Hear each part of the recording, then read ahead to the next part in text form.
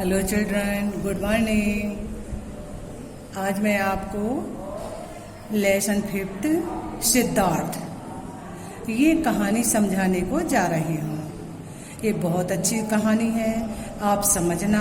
मैं वीडियो भेज रही हूँ, इसको आप पूरा ध्यान से सुनना। जैसा मैं आपको क्लास में समझाती हूँ वैसे मैं आपको यहाँ समझा रही हूँ। तो देखिए, मैं रीडिंग भी कर रही हूँ। इस बार मैं आपसे रीडिंग नहीं करवा रही, मैं वीडियो बना के आपको भेज रही हूँ। एक राजकुमार था, उसका नाम सिद्धार्थ था। एक दिन वह अपने उद्यान यानी बगीचा उद्यान में घूम रहा था। एकाएक उसकी दृष्टि आकाश में उड़ते हुए राजहंसों पर गई। देखते ही देखते एक बाण एक राजहंस को लगा और वह तड़पता हुआ चक्कर खाकर पृथ्वी पर आ गिरा। सिद्धार्थ ने घायल हंस को उठा लिया और कहने लगे, न जाने किस निर्दयी ने इसे बाण मारा है। तभी उसका चचेरा भाई देवदत्त, चचेरा भाई जानते हैं आप, चाचा का बेटा, चचेरा भाई देवदत्त हाथों में तीर कमान लिए वहां आ पहुंचा और सिद्धार्थ से बोला, यह पक्षी मुझे दे दो।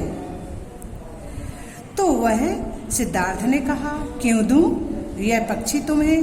क्योंकि इस पर मेरा अधिकार है। चचेरे भाई ने कहा, इस पर तुम्हारा अधिकार कैसे हुआ? सिद्धार्थ ने पूछा। तो देखो, एक राजकुमार था, उसका नाम सिद्धार्थ था। वह बगीचे में घूम रहा था। एकाएक उसकी दृष्टि बगीचे में पड़े हुए एक पक्षी के ऊपर गई जिसको बाण लगा हुआ था, और जिसने बाण मारा था वह उसका चचेरा भाई था। वह उस पक्षी को ढूंढते हुए बगीचे में आया और सिद्धार्थ ने उसे अपने हाथों में उठा लिया था। सिद्धार्थ से कहा कि इस पक्षी को मुझे दे दो। तो उसने कहा, क्यों दे दूं? बोले, इस पर मेरा अधिकार है। तो सिद्धार्थ ने कहा, तुम्हारा इस पर कैसे अधिकार है? अब देखो, आगे पढ़ते हैं। उस चचेरे भाई का नाम देवदत्त था। अब देखिए, आगे देखिए।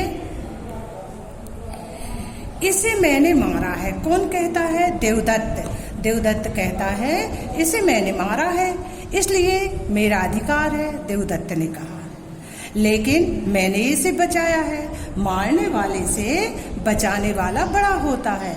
ये कहा सिद्धार्थ ने कि आपने इसको मारा है लेकिन मैंने इसको बचाया है, इसलिए मारने वाले से बचाने वाला बड़ा होता है, अतः इस पर मेरा अधिकार है। ये किसने कहा? सिद्धार्थ ने।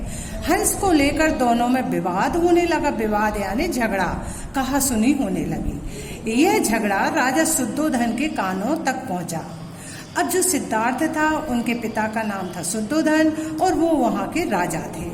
तो उस समय राजा ही न्याय फैसला करते थे। तो उनके पास पहुंचा। उन्होंने न्याय के लिए दिन निश्चित कर दिया। इतने समय तक सिद्धार्थ हंस की सेवा करते रहे। न्याय का निश्चित दिन आ पहुंचा।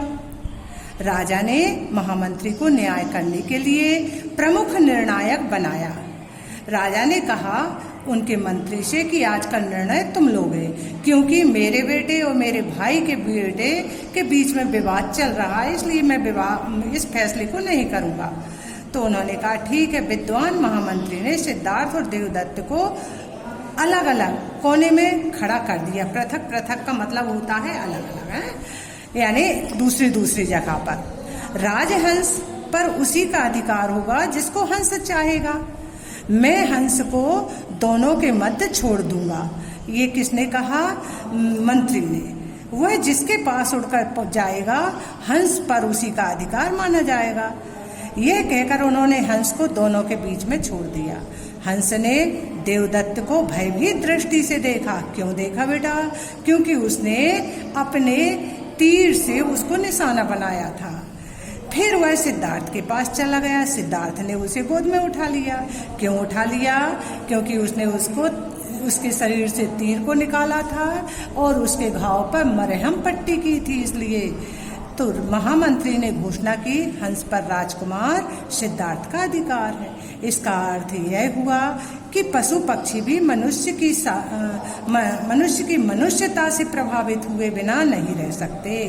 जिस मनुष्य के हृदय में जितनी दया होगी, उसमें प्राणियों को आकर्षित करने की उतनी ही अधिक शक्ति होगी। प्रेम में तो शेर को भी बस में किया जा सकता है। तो ये कहानी आपको कैसी लगी? देखो, हमें किसी को इससे हमें शिक्षा मिलती है, बिना निरपराध व्यक्ति को कभी नहीं मारना चाहिए, चाहे वो पक्षी हो चाहे जानवर हो। जिसने कोई अपराध ही नहीं किया तो उसे नहीं मारना चाहिए।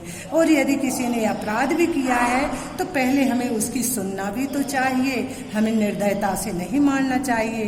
कि बुद्धि सिर्फ मनुष्य में होती है और किसी में नहीं होती, इसलिए हमें दया करना सीखना चाहिए, किसी को मारना नहीं चाहिए।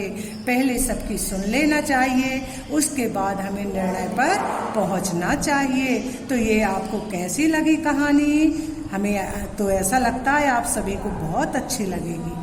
अब देखिए आगे का, देखिए, पढ़िए, समझिए और लिखिए। ये अपने दिए हैं, इनको मिला के लिखना है। ता छोटा ता, धन, खा छोटा खा, खा में हलंत है तो इसको आधा बोला जाता है।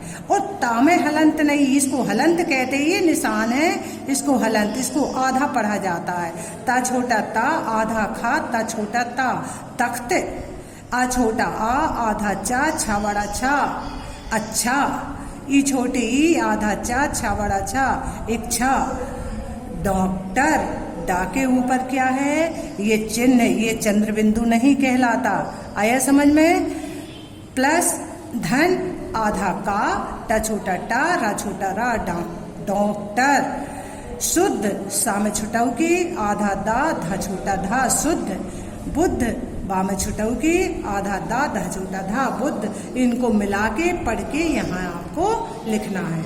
ये आपका होमवर्क हो गया। आया समझ में? अब आगे का देखिए। हाँ, उद्यान में कौन घूम रहा था? बताइए, उद्यान में कौन घूम रहा था? उद्यान में सिद्धार्थ, राजकुमार सिद्धार्थ घूम रहा था, घूम रहे थे। देखो कहाँ लिखा है? ये लिखा है उद्यान में घूम, एक दिन वह अपने उद्यान में, यानी सिद्धार्थ। आया समझ में? तो यहाँ आएगा सिद्धार्थ। राजहंस को बाण किसने मारा? तो किसने मारा? सिद्धार्थ के चचेरे भाई देवदत्त ने। आया समझ में? अब देखो, घायल हंस को किसने उठाया? घायल हंस को राजकुमार सिद्धार्थ ने उठाया। राजा ने निर्णायक किसे बनाया? राजा ने निर्णायक अपने महामंत्री को बनाया। आ गए ये समझ में पूरे? हंस सिद्धार्थ के पास क्यों गया? अब ये अपन को कैसे पता चलेगा कि हंस सिद्धार्थ के पास गया था? तो क्यों गया था, कोई बता सकता है क्या?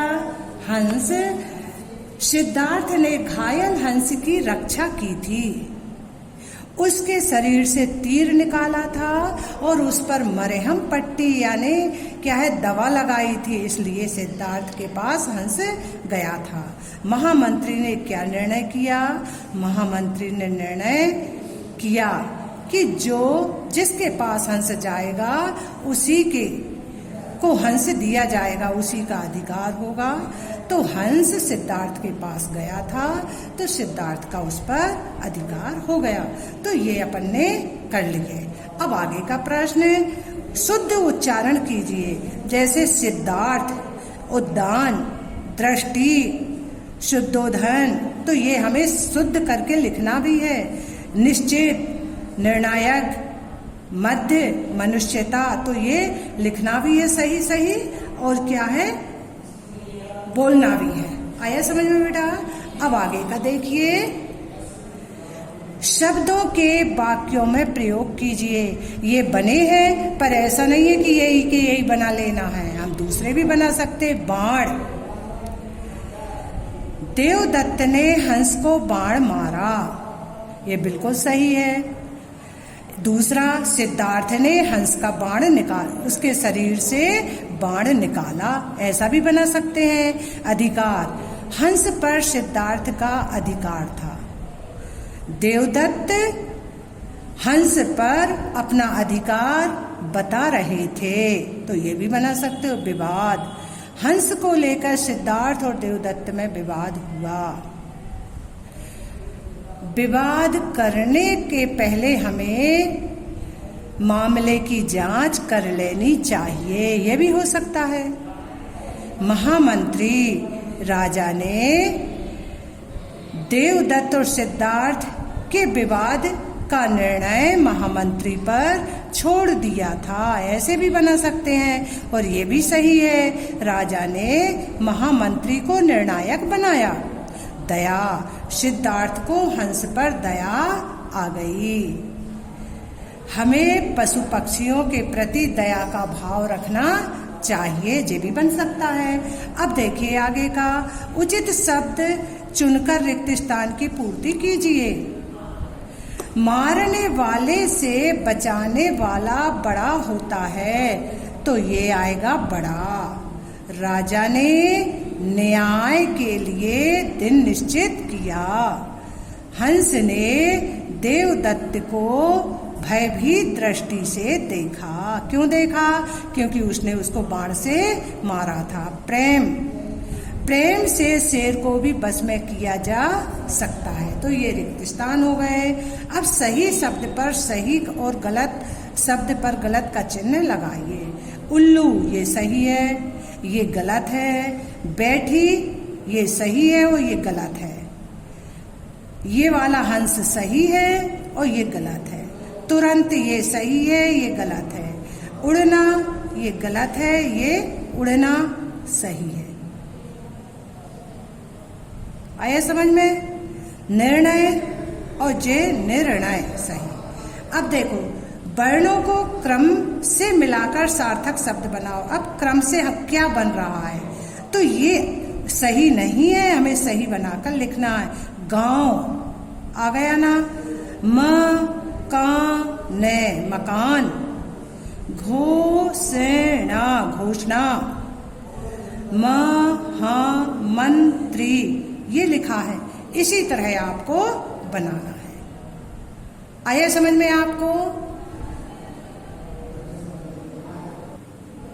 अब देखिए, ये गलत नाम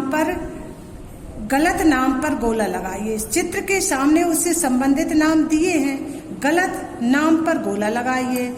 अब आंख दिया है तो ये आंख तो जे है, पर हमें कान करके, कान इसमें गलत है। क्यों है गलत? क्योंकि ये आंख है तो ये आंख, और नेत्र से भी आंख कहते। गलत क्या है? कान, क्योंकि ये आंख है, इसलिए अपन ने इस पे गोला लगा दिया। ये क्या है? चंद्रमा। तो ससिया ने भी चंद्रमा होता है, चंद्रमा ये है। और सूर्य लिखा है तो सूर्य गलत है, इसलिए अपन ने निशान लगा दिया। अब क्या है? ये घर है, तो ये घर, और सदन भी घर से कहते हैं, इसका पर्यायवाची। पहाड़ पे गोला लगा दिया। अब ये क्या है? कमल। तो कमल भी सही है, कमल से जलज भी कहते हैं, पर नीर नहीं कहते, इसलिए गोला लगा दिया। तो बेटा ये अपना पूरा हो गया। आपको समझ में आ गया होगा ये पूरा पाठ, और आपको अच्छा भी लगा होगा। अब मैं वीडियो भेजूंगी तो आप इसमें समझ लेना। Thank you.